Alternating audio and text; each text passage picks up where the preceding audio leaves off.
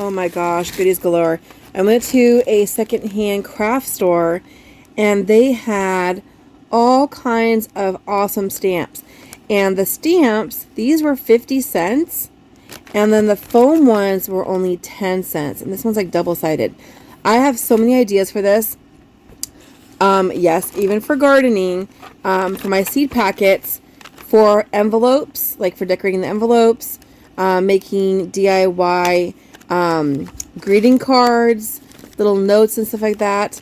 I even got this thing here, the needle threader, because my eyes, even with my glasses on, it's hard for me to thread a needle. This was the most expensive thing I bought. It was like $6 or $7. Everything else was super frugal. And so check out your neighborhood. See if any of the little small stores are like a secondhand store. The big secondhand stores like I want to say Walmart. What the heck? Like Value Village and Goodwill and stuff. You might get a whole bag of stamps, but they're going to price it. They know the stamps are worth something, and so they'll price it like $7. I saw one that was like $8 or $9 at Value Village last time I was there. And there were only like 1 or 2 stamps in the whole bag I would have wanted. So I liked this because I got to choose which ones I wanted, and they were 50 cents each. So I'm going to show you, I'm going to go ahead and make up some little envelopes, not little seed envelopes, but the actual, like for greeting cards, because I like to do like seed swap stuff. And I think it's always really cute when there's something cute, like sentimental or a little bit of extra cuteness to it. I just think it makes it kind of special. So, oh yeah, and I had lots of ideas. So one of the things about the store that I really liked is that as I was walking around, I was getting so many ideas for my gardening botany class. So if you haven't watched my videos before, I am a teacher and a mom, and I love gardening, arts and crafts, homesteading, all that kind of stuff. Even though I'm a public school teacher, I like homeschooling ideas because I think that education starts in the home, and I like to do stuff with my kids, like science experiments and like just different projects, writing poetry, going to the zoo. Like I'm really into educating our own kids besides relying on the public school system, which can't do the whole thing. It takes a village. So I'm looking at this, and as I'm looking at this Pretty Poppies little embellishment, it's kind of like a 3D poppy, and it was 50 cents. It would have cost a lot more. Now, my idea for this was to just have it as a prototype for my students to look at, and then they would choose their own flower, and of course they'd have to be able to identify it, classify it, and all that kind of stuff. What's the scientific name? Where does it grow? Is it a monocot or dicot? Is it an angiosperm or a gymnosperm? Like just a bunch of like different aspects of the botany piece of it, and then to try to artistically represent it as a 3D sticker. And I thought it would be super cute because I have double-sided tape, and I can use that for the back part for making it sticky. I have extra laminate that could be the page that it's on until you put it onto something else. I have all kinds of scrapbooking paper that I've purchased from like yard sales and from like Facebook Marketplace and from friends who stopped scrapbooking, and so they could use that kind of paper, butcher paper, all that kind of stuff. I've got like little gems and stuff I got from the Dollar Tree. They used to come in like pages, and they could cut it apart so that it has like a little bit of shiny, I've got stamp pads and all that kind of stuff, and I thought, okay, well, choose your flower and then you can represent it, make it. So that would be considered, like in education, we call it STEM or STEAM. It's science, technology, engineering, art, and math. A lot of people leave the A out for the art, and I'm going to incorporate art a lot into my botany class because they had to, because of budget issues, they had to cut a big portion of the art program. So I'm trying to incorporate art as much as I can into my 4 science classes and my 1 botany class. So I thought will be a really cute idea, and it inspired me. So as I'm walking through the store, I'm getting all kinds of inspiration. One thing too I want to incorporate into my lessons is the metric system. So like if they're measuring plants, then they're also converting it to the metric system into centimeters. If they're looking at a seed packet and it says the planting depth is however, many inches, then they would convert that into centimeters. And plant spacing. So using customary and metric system. So this was inspiring me for that math connection. It's like STEM. The last letter there is M for math. And I'm looking around. Okay, got this for my eyes because I'm going blind. These are I'm kind of obsessed with clothespins, bobby pins, safety pins, paper clips. I just like clips. I don't know. Like, am I weird? Am I the only one? These are already painted white. I thought it would be really cute. I'm not sure, like maybe in my son's room and also my classroom, to make up frames with the clips and then hang their artwork from it. I recently purchased this really, I think it's expensive, like $50. It's kind of like a picture. Well, it is a picture frame, but it's kind of like a shadow box because you put the picture in and then you push it in, and then you can put another picture in and push it in, and that's really nice. But that's $50, and I was like, you know what? It would be really cute to have like almost like a bulletin board, but without the cork. Maybe incorporate some wine corks to use that, but having these on a board where he could display things he's proud of. That would be cute. And in my classroom, I could use it because my walls I don't have a single bulletin board in my entire classroom. I have got like cupboards and windows and sinks because it's a science classroom. So the like language arts classrooms and the social studies classrooms, they have like a lot of like, they have like a whole wall of like this cork press board stuff that you can push in a pin or staple and you can display student work. I don't have that because my classroom's set up differently. So I was thinking all these clips would be cute, and then like to have it like rotate through a lot faster to like display more artwork. I think would be really neat. So I've got the clips for that, and that was $1. And the I got some thread. This was, I think it was 50 cents. Yep, it was 50 cents. I got a couple of those actually. All of the stamps are 50 cents. Even this one here. I love this. Absolutely adorable. And one of the ideas I have for my not just botany, but science is that this is kind of funny. But even if I tell the kids I'm going to stamp your journal, it just means that I noticed you were on task. It does not mean I graded it yet. You're still going to have to turn in your journal later. I go around and stamp their journals when I see, oh, that you need a little bit more there. It looks like you forgot some of the vocabulary, or you forgot to label your diagram. I come back around and they've done it. This is 12 and 13-year-olds, okay? 12 and 13-year-olds. And it's crazy because the days I stamp and the days I don't stamp, I've noticed a huge jump in the number of kids actually doing their work if I simply stamp their notebook. The stamp literally means nothing to my grade book. The kids just like it. Even the kids who think they're kind of cool. I'm not kidding. They're 12 and 13 years old, and they still like it. So I love it. So I'm like, you know what? 50 cents. I could do a different stamp every day. Now, obviously, I can't do that one because it's not a Christian school. But I can do different stamps every day. And if there's like a lot of extra time for some of the kids, I always have some kids who finish really fast and some kids who finish slower. So when I stamp their notebook, if they have a lot of extra time, they could use that stamp, especially the butterflies. I was thinking they could get out colored pencils and they can color. I know that sounds cheesy, but it's like, you know what? A lot of times we'll have a couple extra minutes, and if they have extra time, they could either start the next day's work, which most kids don't want to do that, to be honest.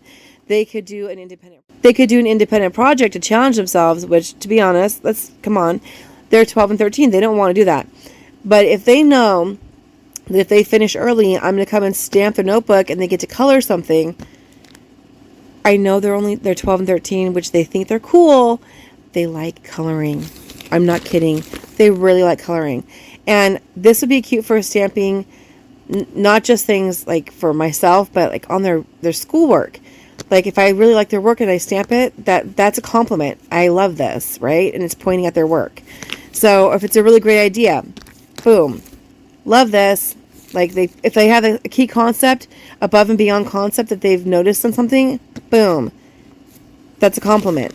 So I like that. And I couldn't believe how many garden related stamps they had.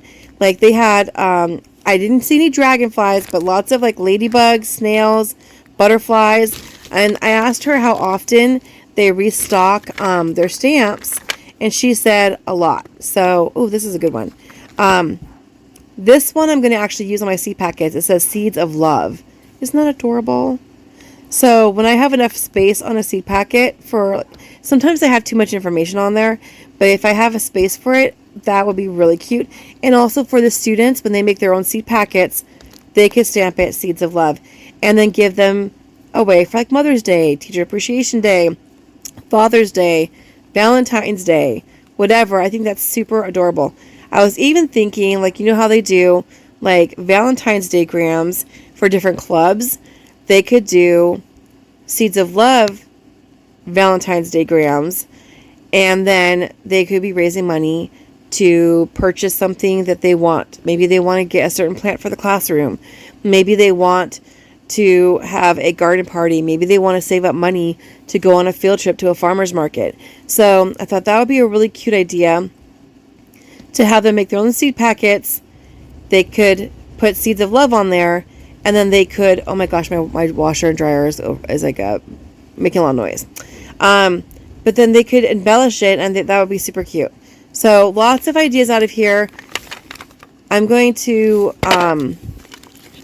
even when I had to go to the bathroom, oh my gosh, I had to go to the bathroom, and they had this wall art thing displayed on the wall. I'll show a picture of it here, where they just took a stick and they tied toilet paper tubes to it, and then each toilet paper tube had a different scene.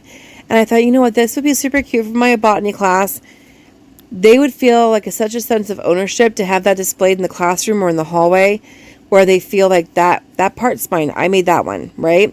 And each one of those tubes could be a garden scene, or their favorite insect, their favorite pollinator, their favorite bird, their favorite flower. Like, that would be awesome. And they could just keep adding to it. Like, I love it. So if you get a hole punch like a couple spots in those tubes, and then tie them together, it will feel like an art display. And I could keep that up like forever, and make more than one, rotate them out, have them decorating the hallways. It would be super cute and very frugal, because toilet paper tubes, paper towel tubes, tissue paper tubes, or the wrapping paper tubes, those would be great. Just cut them up, let the kids paint them, like a hole punch them first, obviously, tie them together. They could even use different kinds of repurposed, like, remnants of different unfinished, like when somebody has like a little spool of yarn that's left over, like the leftovers. So we're being green, right? We're reusing stuff that could have been in a landfill. So they'll be using like all kinds of repurposed items. And then, like I said too, like I'm going to be having a lot of life skill kids in my botany class that are they're going to be there not to like do all the academic stuff, but to experience the class and to have a good time. And so I thought, coloring would be really fun for them. And so even just if they can just stamp their paper, and then they can color. So then we could talk about butterflies, different kinds of like plants that would attract them to your garden. Like if you're trying to attract monarchs, you'd want to have milkweed. We could plant the milkweed seeds. And so I just love all the ideas. I was just like my wheels were spinning. I was so excited. And we had actually gone to me and my friends were together. We had actually gone to another store, Michael's. I like Michael's. Okay, I like that store. But there's buttons in here. But the store Michael's is so expensive. So like I do rely on my teacher discount, which I think is like 15 or 20%. And then I did buy a few things for my granddaughter's baptism while I was there, like the papers that go around the flowers, which I wouldn't buy that normally because it's like $10 for the bundle of paper. But I was looking at the prices and I was like, I can't really, this is crazy. I'm a teacher and teachers in Washington State are not paid badly. But I can't afford to shop at Michael's. And this is probably why Joann's went out of business. It's because the economy, everything costs so much. All of the taxes have gone up. In Washington State, we're paying 10% sales tax. And the property tax went up a lot. And it's just like everywhere we go, everything costs more. Oh, by the way, my friends and I went to a restaurant afterwards. And in Washington State, servers, waitresses and waiters are charged 18%. Okay, let me explain it better. When I was a waitress while I was going to college, and after I started teaching, I actually still had to wait tables. While I was doing that, we had to claim 8% of our sales in tips. So, for instance, if I sold $400 worth of food, I had to say I made $32 in tips, and I got tax on that $32. Waiters and waitresses and servers in Washington State now have to claim 18%. Are you tipping 18%? Because I'll be honest, like sometimes I tip 20%, right? Sometimes I would tip 10%. And just depending on how much money I had, right? Not because they're bad or good, but just because, okay, I don't have that much money on me. And I would tip 10% because I knew you have to tip at least 8%. Otherwise, they're getting taxed on money they didn't make. So nowadays, the servers are getting taxed on 18% of their sales. So if you're not tipping that much, maybe don't go to a restaurant. Eat home. So that's what I'm going to be doing more of because I honestly cannot afford to always tip 20%. And the other day I went to a restaurant about a month ago or so. We went to an Indian restaurant. It was really delicious. Don't get me wrong. My family of 5 plus a baby granddaughter were there, and we brought along one more person. So it was 6 people, not 8, 6. They self-tipped 35%. I was like, oh my gosh, really? I didn't say anything because I wanted to be polite. But 35% is outrageous.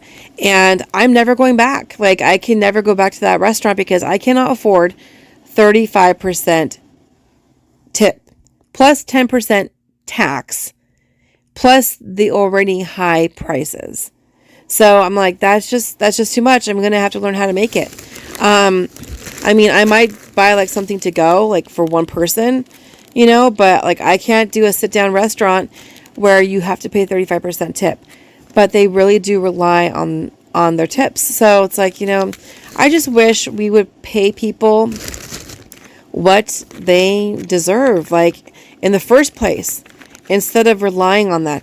By the way, those servers they do get minimum wage in Washington State, which is about $15. Maybe it's more. I think it's $16.66, $16.67, something like that. Yeah, so they do get minimum wage, but they're being taxed. They're being taxed on money that they're not making. Some people don't tip at all, right? So in that situation, if you don't tip at all, your server paid to serve you. They paid to work. That's not right. A person should not have to pay to work. So I think, we have to at least tip 18% so that servers are not being taxed on money that they did not make. So, no judgment if you can't do that. If you can't do that, you can't do that. But if you can, then do. So I got all these cards, 50 cents. Love it. The economy is atrocious. I couldn't buy this at the Dollar Tree for 50 cents. That's $1.25 for this number of cards at the Dollar Tree. So I got 50 cents, which is less than half price of the Dollar Tree. So Awesome. I'm really excited. I'm going to go ahead and start making up some envelopes. So I've got these envelopes that will fit pretty much any card I have or any card I make. And I thought, you know, I don't want to do the front in case I mail it, but I thought I would do the back right here along the top and maybe a little bit down the bottom. So it's super cute. It'll be kind of like a postcard and a greeting card together. Super adorable to have it really embellished with stamps. So I was thinking I'm going to do like flowery stuff because my first thought is these are going to be for my swaps. When I mail, so I'm part of several groups where like I mail them seeds, they mail me seeds. Now it is getting harder and harder to do that because the postage stamps are now almost 80 cents for one stamp. They used to be so much cheaper, and I felt like it's almost like it was like 50 something cents for a stamp, and now it's almost 80 cents. It's like pretty much like it's not a good deal anymore. The only reason why I would still do the swaps, would be for things that are like heirloom. Like if somebody has a special story to their seeds, like they've been growing that seed in their family for multiple generations and it's really special, they have a story behind it, that's the kind of seeds I really like those. So I would do the same thing. I'd be like, okay, I grew rhubarb and I collected the rhubarb seeds or my lavender seeds. Some seeds are so like you'd have to double stamp it because they're so expensive, and then you're like, you know, you might as well have bought a package of seeds from Baker Creek. So yep, but let's get to it.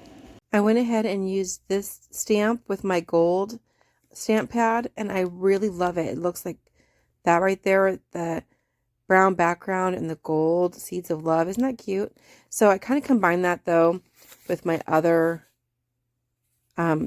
customized stamps I use to like put down what the plants need. But isn't that adorable?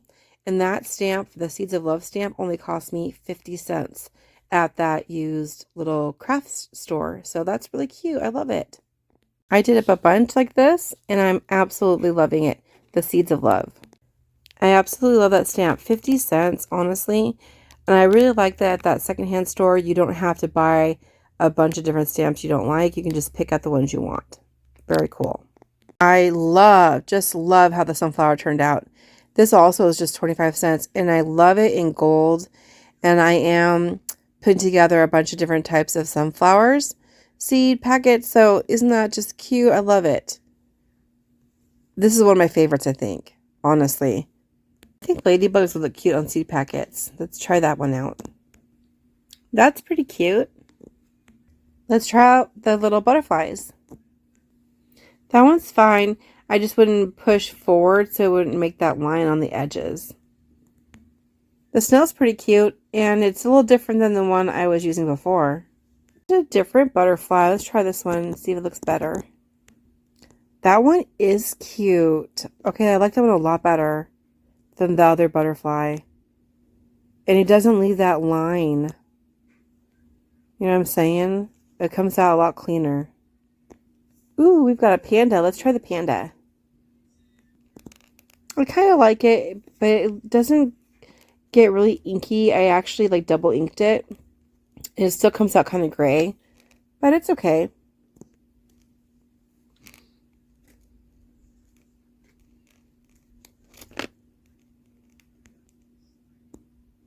This one's kind of pretty, actually. Maybe I should use gold. That looks fancy, especially if you position one in one corner and one in the other, kind of angled towards each other. It's kind of fancy, and especially in gold. Or maybe in like a brown.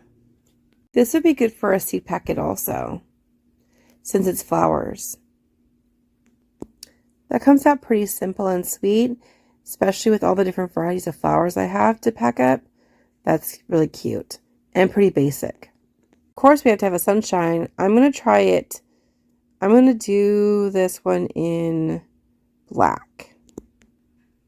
Adorable. Such a sweet little, like, extra. Totally unnecessary, you know, because it has the information that's important. But I think it just adds a little extra sweet touch. See, this one's too big to put on seed packets, but I think it'd be cute for the botany journals. And then the kids could do it as like a coloring page. I felt the same way about I have several different butterfly stamps. And I thought it would be cute to stamp some envelopes with like the thank you or maybe the butterfly. The butterfly comes out okay. Not too shabby. Use one of these envelopes to organize the seed envelopes as I finish them up and they're ready to go and ready to be filled up with actual seeds. Handy. I haven't tried out all of the stamps that I really liked there, but the ones I really, really loved by far have to be the Seeds of Love stamp, the snail, this wonky butterfly, and the sunflower. I absolutely loved the sunflower, probably the most. All right, everybody, be good, be sweet, go garden if you want to eat, and I'll see you on the next video. Stay frugal.